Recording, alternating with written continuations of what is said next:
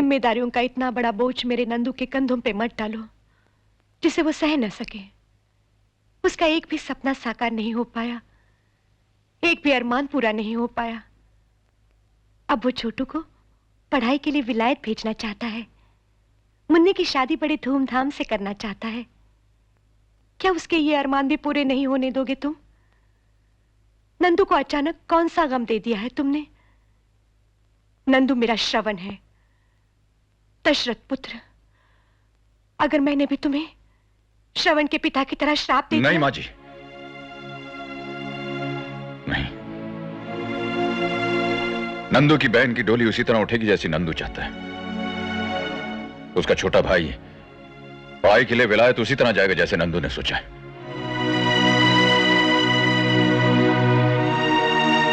दिखने में अजनबी, मन की गाथा भगवान की तरह जानने वाले, कौन हो तुम?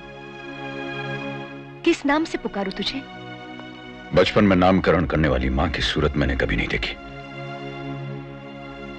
बाप का नाम तक न पता चला। रिश्ते बनने से पहले टूटते चले गए।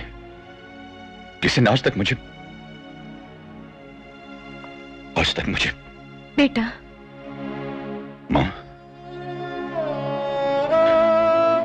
ये लफ्ज सुनने के लिए बचपन से आज तक तरसता रहा। पत्थर की चट्टानों से लिपटता रहा, लेकिन मां के सीने से नहीं लिपट सका।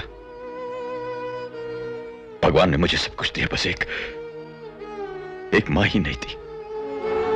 बेटा। मां जी,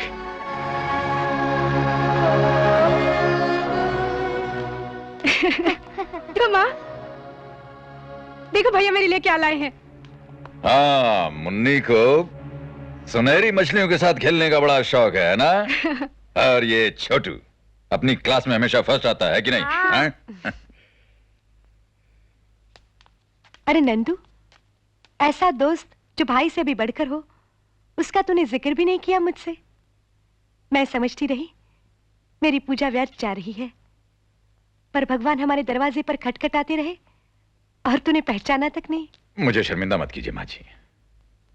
नंदू अपने बाप की तरह खुददार है, लेकिन अब सब ठीक हो जाएगा।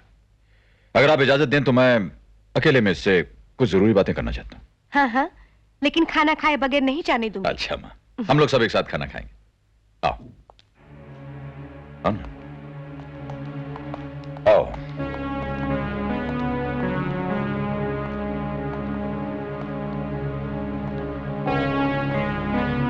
डरो मत। मैं इस घर में एक पुलिस अफसर बनकर जरूर आया था, लेकिन अब इस घर का बेटा हूं। तो फिर हम पर तरस खाइए साहब। दुखों के सिवा मेरी मां ने और कुछ नहीं देखा। मेरे भाई बहन मेरे बगैर लुट जाएंगे। नहीं, मेरे होते ऐसा कभी हो नहीं सकता। लेकिन अगर तुमने उन लोगों को कानून के हवाले नहीं किया तो न जाने कितनी कोख उजड़ जाएंगी, सुहाग मिट जाएंगे। वो बहुत खतरनाक लोग हैं साहब। हर वक्त तो आप हमारे साथ रह नहीं सकते। क्यों हम सबको मौत के मुंह में झोंकने की जिद कर रहे हैं आप?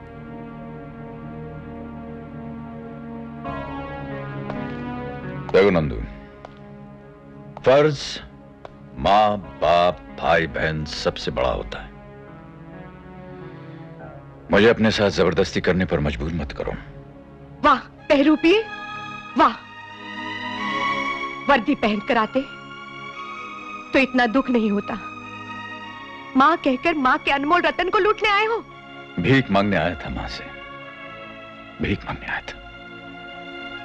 ये कहने आया था कि आज तेरे बड़े बेटे के फर्ज को तेरे छोटी बेटी की जरूरत है।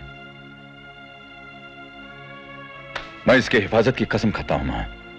अगर कुछ होगा तो तेरे बड़े बेटे को होगा, तेरे छोटे बेटे का बाल बांका नहीं होगा। लेकिन इससे कह कि उन लोगों के नाम बता दे।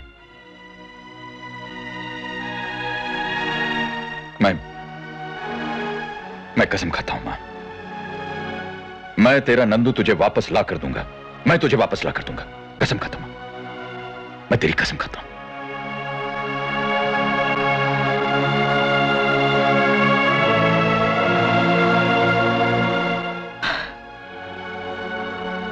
अपना वादा याद रखना। तेरी गरीब मां अपना सब कुछ तुझे दे रही है। ये जानते हुए कि तुम हमें कत्ल के इल्जाम में गिरफ्तार करके पुलिस थाने ले जा रहे हो, हम बिना उज्जत के तुम्हारे जीप में बैठ गए। जानते हो क्यों? मशहूर कहावत सुन रखी होगी तुमने, मार के सामने भूत भी भाग जाते हैं, और फिर पुलिस की मार। तुम्हारे जैसों को मैंने कई बार अपनी पतलून गिली करते हुए देखा है देश पांडे। कौन से थाने ले जा रहे हो? बांद्रा? अरे दूत, जरा इस बेचारे को बता दे कि बांद्रा पुलिस स्टेशन का इंचार्ज लोटाराम सवेरे सवेरे किस मंदिर के दर्शन करके काम पे जाता है, बता दे। अरे सरकार के पैरों की जूती को तो वो अपने भगवान की मूर्त मानता है। हाँ, रोज सवेरे घर आके पहले जूते पॉलिश करता है, तब थाने जाता है। इन जूतों को पॉलिश करता है, इन जूतों को। पॉलिश महंगा है तो नाक रगड़ो सरकारी कुत्ते।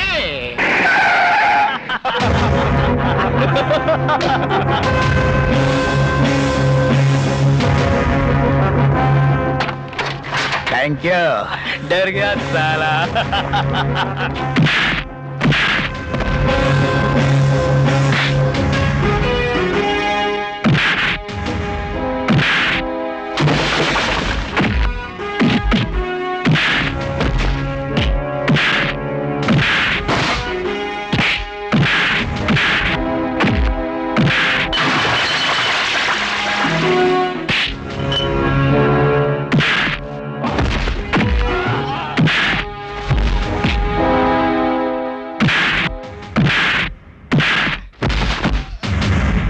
अब बोल, कहाँ पॉलिश करनी है? सर आपके जूतों पर सरकार। ए, खड़ा खड़ा मुंह क्या देख रहा है? चल जल्दी से डब्बा इधर ला। कल से यहाँ पॉलिश करनी है नहीं करनी है? चल ला जल्दी। चल भाग भाग भाग। सलाम साहब।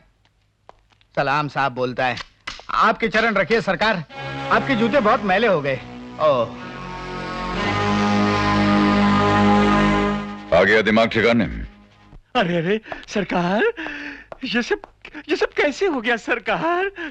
मेरे भगवान जैसी मूर्त को किसने तोड़ डाला? कैसे हुआ सरकार? भगवान नहीं, शैतान है ये। तुमको बीच में बोलने के लिए किसने बोला?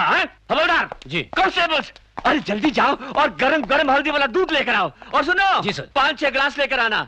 सेठ जी के बॉडीगार्ड्स की बॉडी भी सेठ जी की तरह टूटी हुई है। सरकार, ये सब कैसे हुआ? किसी छत से गिर गए थे या किसी बड़ी बस के नीचे आ गए थे? बुलडोजर देखा है इंस्पेक्टर? बुलडोजर ना देखा हो तो इस आइडेंटिटी कार्ड को देख लो। इनके चेहरे का नक्शा कैसे बदल गया तुम्हारी समझ में आ जाएगा। अरे कौन सा आइडेंटिटी कार्ड?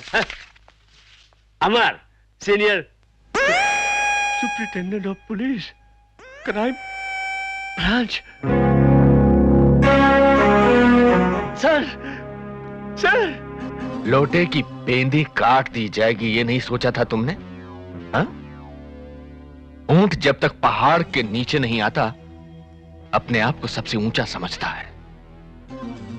पहाड़ जैसे ब्रिजमान के दोस्त को तुमने ऊंट की ऊंचाई देखकर हवालात में बंद कर दिया। हाय हाय हाय हाय, नहीं सरकार नहीं। सांप के कांटे का इलाज हो सकता है, लेकिन आपके इस दास के कांटे का इलाज नहीं हो सकता। मैंने झट से उससे पूछ लिया, पंचनामा तैयार किया है क्या? उस खून का कोई चश्मदीद गवाह है? तो उसने धम से ये कागज मेरे हाथ में थमा दिया सरकार। हाँ, नंदू उस देशभक्त एडिटर का चपरासी, वफादार नौकर जो साई की तरह उसके साथ लगा रहता है, उसे दूर नहीं होता। और अब उस ऊंट जैसे पुलिस कमिश्नर को पहाड़ के नीचे लाकर खड़ा करना पड़ेगा ताकि उससे भी कोई ऊंची चीज होती है ये उस ऊंट को पता लग सके। बहुत अच्छे, बहुत ही अच्छे। अच्छा सरकार, अच्छा। अबे ओ बिन पेंदी के लोटे, नहीं नहीं नहीं, कल जब अपनी कुर्सी पर बैठो तो जरा पेंदी जमा कर बैठना। यस, क्या कहा? पैरी रोड पर एक बस को जला दिया गया है। 40 पैसेंजर जलती हुई बस में फंसे हुए हैं। हाँ ठीक है, मैं 10 पुलिस कांस्टेबल्स एक सब इंस्पेक्टर के साथ वहां भेजता हूँ। हाँ इंस्पेक्टर, 4 कांस्टेबल्स मुझे भी चाहिए होंगे। नंदू को हिफाजत के साथ कोर्ट में ले जाना है।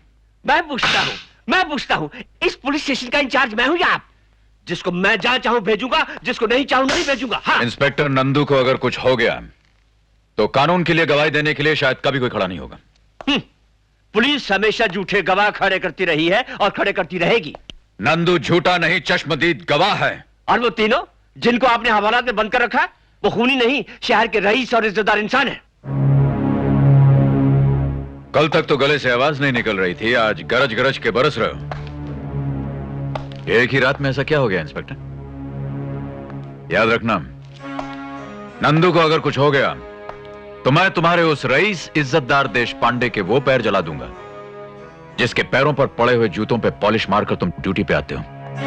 और हां, जिनके खूंटे पर तुम उचक रहे हो उनसे कह देना कि मैं अकेला ही एक पूरी बटालियन के बराबर हूं।